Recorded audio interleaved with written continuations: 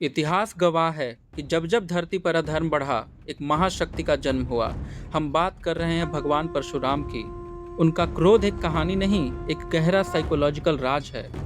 उनके कदमों से धरती कांपती थी, पर मन एक शांत समुंदर जैसा था। दुनिया उन्हें सिर्फ एक गुस्से वाले योद्धा के रूप में जानती है, पर सच कुछ और है। भीड़ से दूर वो अपनी ही एक अलग दुनिया में रहते थे। आज हम उनके दिमाग की छुपी परतों को खोलेंगे। एक ब्राह्मण का धर्म है ज्ञान और शांति, जो उनके रग रग में था। पर अन्याय देख उन्होंने शस्त्र उठाकर दुनिया को हैरान कर दिया। साइकोलॉजी में इसे कहते हैं कॉग्निटिव डिसोनेंस, दो विद्रोही स्वभावों का एक साथ होना। वो शांत भी थे और जरूरत पड़ने पर विध्वंसक भी।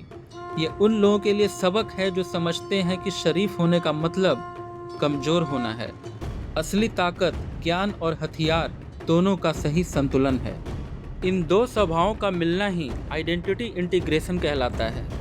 एक हाथ में दया थी तो दूसरी में अधर्मियों के लिए काल। ऋषि और योद्धा का ये रूप पूर्ण संतुलन का प्रतीक है। उन्होंने मंदिर और युद्ध क्षेत्र के बीच एक ऐसा पुल बनाया जिसे कोई पार नहीं कर सकता। शास्त्र सिखाते वक्त भी उतने ही फोकस्ड थे जितने युद्ध के मैदान में। उन्होंने सिखाया कि जब दिमाग शांत हो तो शरीर कुछ भी हासिल कर सकता है। साइकोलॉजी में इसे कहते हैं मोरल आउटरेज, सही के लिए गुस्सा। अधर्मी राजाओं का घमंड बढ़ा तब उनका क्रोध जागा।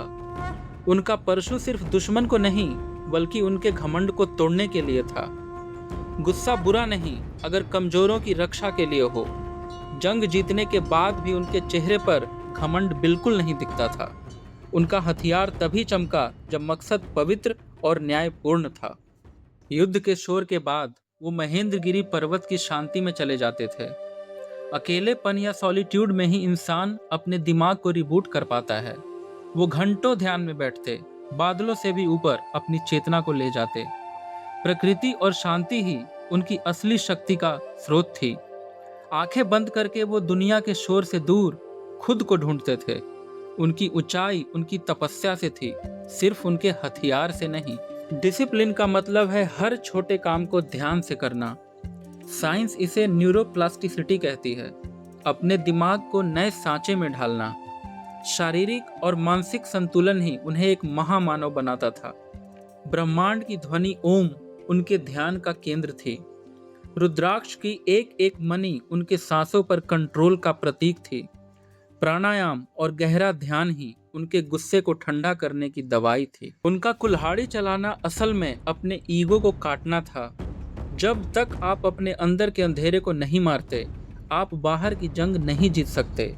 शैडो वर्क यानी अपने गुस्से और डर का सामना कर उन्हें खत्म कर देना। अंत में उन्होंने हथियार त्याग दिए, क्योंकि असली विजय शांति में ही है। इंसान अमर तब होता है जब वो मोह से मुक्त हो जाए। महादेव को समर्पण ही उनका अंतिम और सबसे बड़ा साइकोलॉजिकल शिफ्ट था। भगवान परशुराम आज भी हमारे बीच हैं, एक सोच और एक प्रेरणा बनकर। आज के स्ट्रेस भरी जिंदगी में उनकी साइकोलॉजी हमें सेल्फ कंट्रोल सिखाती है। आपके अंदर का महेंद्रगिरी पर्वत आपका ध्यान और आपकी खामोशी है। वॉरियर बनिए, पर दिमाग से। अपने गुस्से को तबाही नहीं, ताकत बनाइए। जय परशुराम। उनका आशीर्वाद हमेशा उन पर है जो न्याय के साथ खड़े हैं।